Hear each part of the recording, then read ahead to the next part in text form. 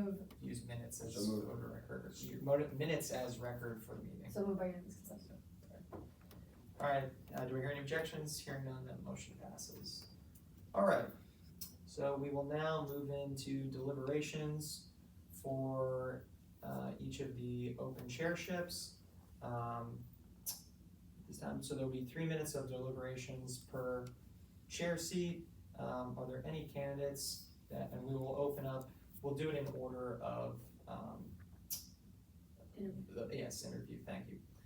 So we will open the floor first for Information and Communications Chair.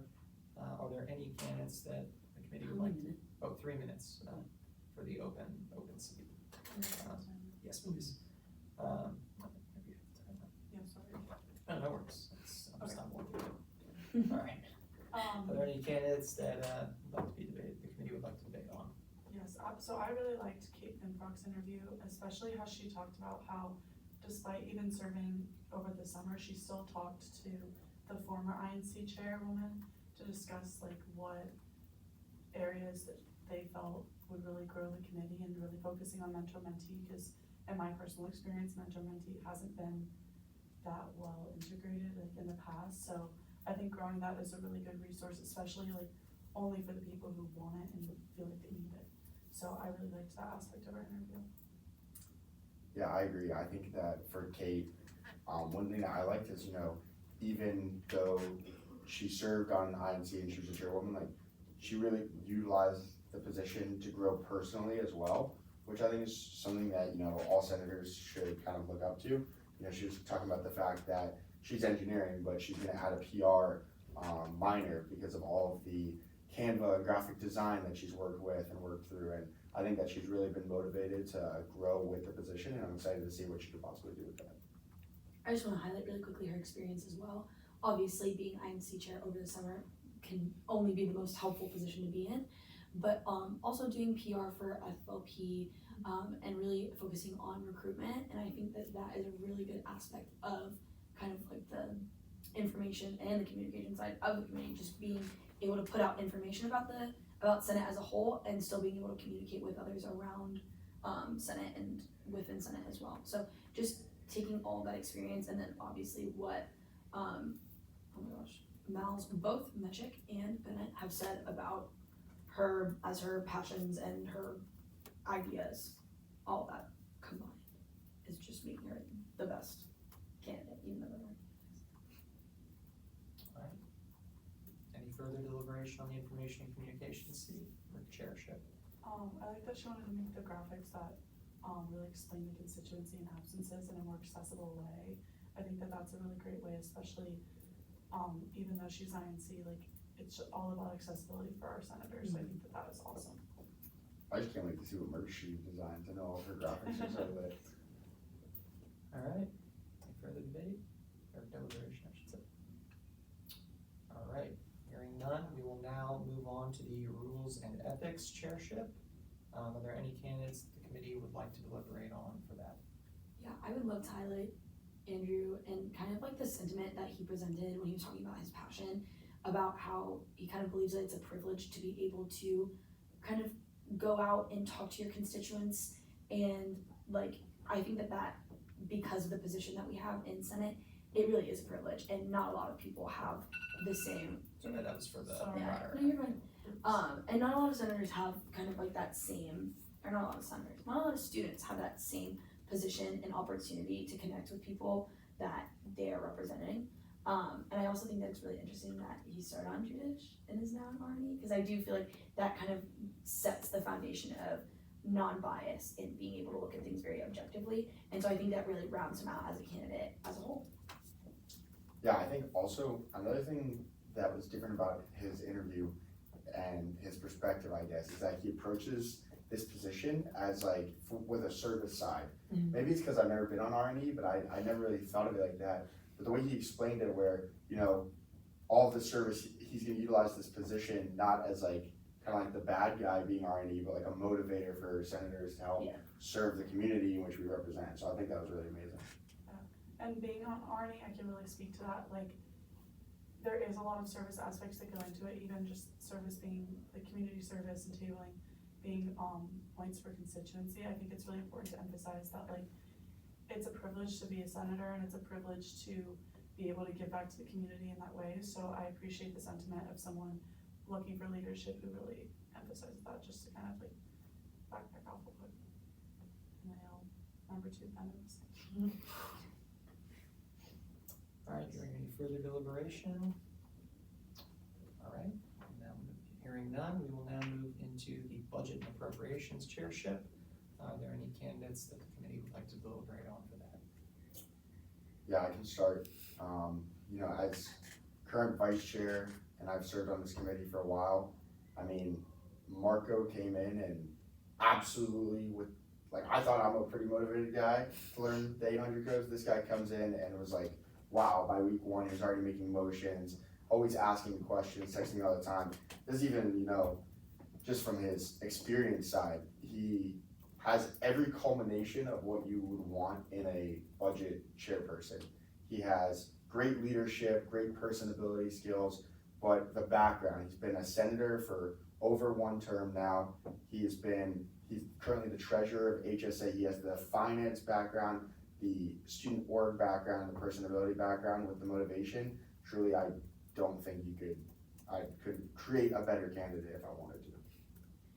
I agree. I think that, again, just seeing all of the chairs' mindsets, but especially Marco, when it comes to budget, it's very easy to kind of be like, well, no, that doesn't make sense in your description, so we're not gonna approve that. And I think that he's going into it with the perfect mindset of being the most org friendly and making everything very understandable, being very approachable, and just kind of being more, like he said, being more of a resource than an oversight committee. I think that should be like pasted on the wall while we do our budget committee meetings, because that is such an important thing to emphasize during our meetings.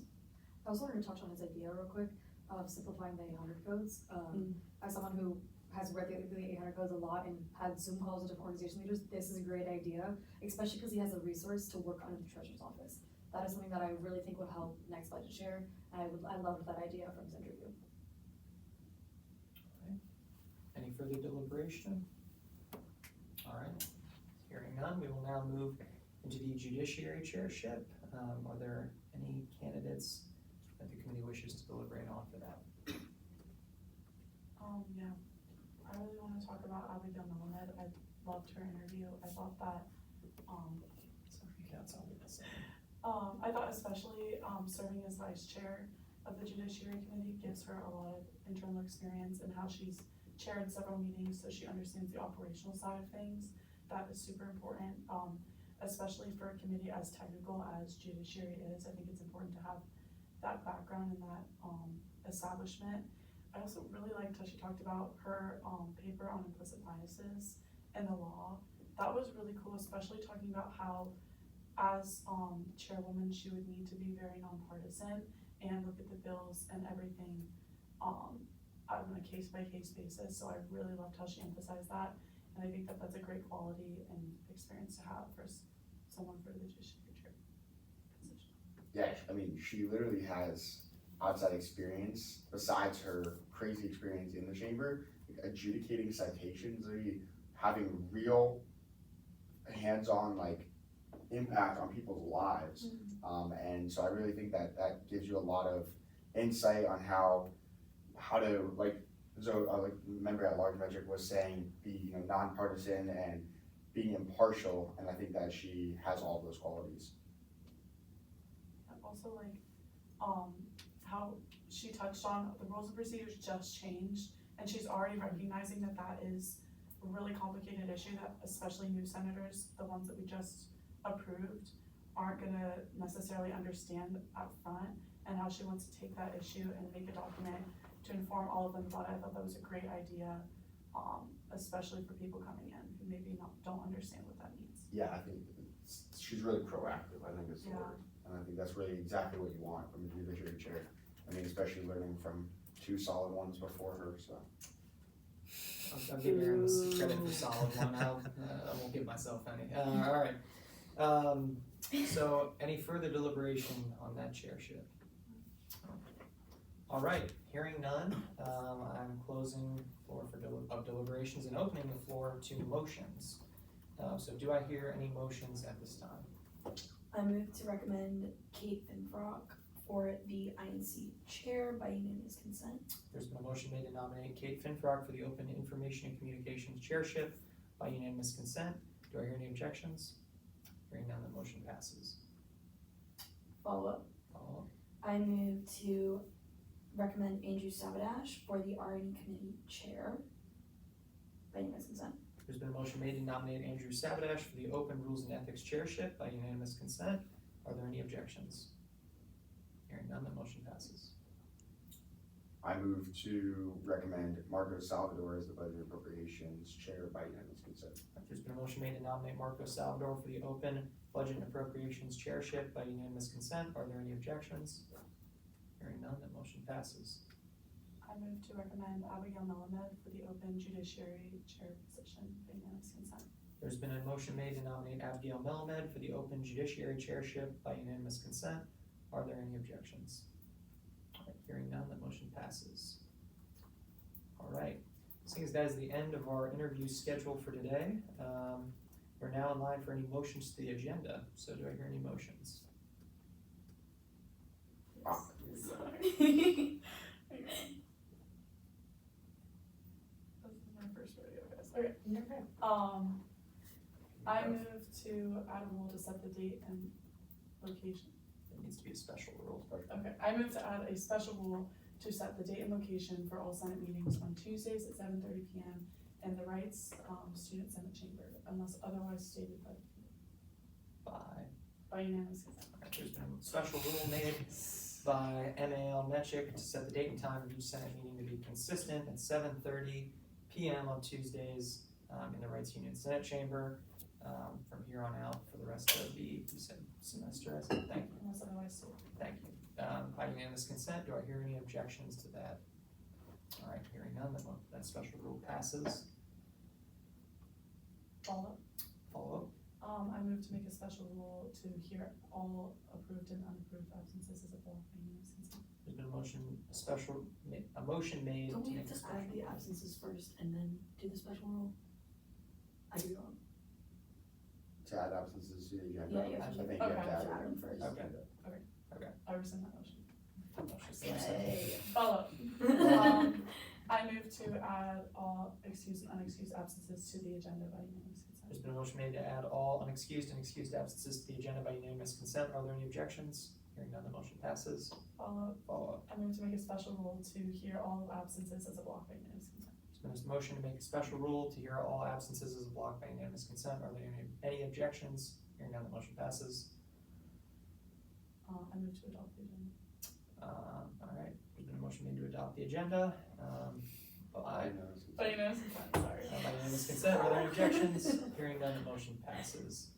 Yeah, this week we didn't have any standing committees meetings, so. And no good. legislation. Yep. So we're good. So, all right, appreciate it, y'all. And with that, the meeting is adjourned.